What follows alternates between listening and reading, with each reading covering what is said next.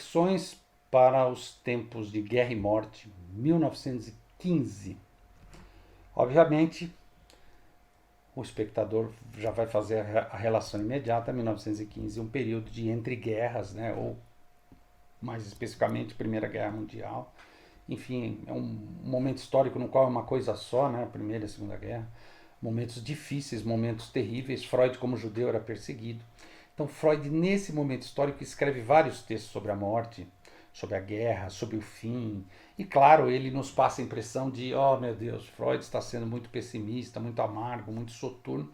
Eu ousaria dizer que ele está sendo apenas realista.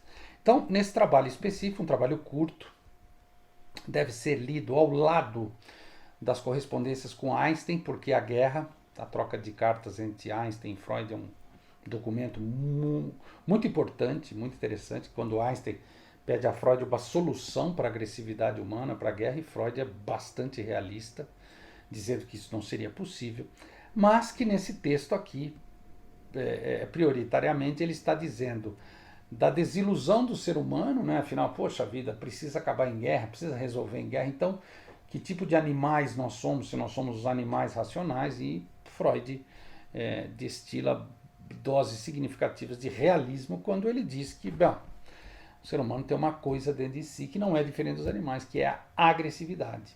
E ele, de fato, pode despejar sobre seus semelhantes, especialmente em momentos como esse, momentos de guerra. Então, seria importante reler esse texto sob outra ótica, né? Sobre uma ótica de assim, de constatação de que as ideias de Freud, como por exemplo a pulsão de morte, ela se aplica. Ela faz parte da nossa condição humana e a guerra é o exemplo mais bem acabado. Freud, nesse texto, também fala muito da morte, que óbvio é o que a guerra traz, no final, destruição, morte. E por que será, então, que temos tanta dificuldade em compreender que as coisas têm uma finitude e de que a guerra, em específico, ela é um evento, um episódio que acelera a morte das pessoas?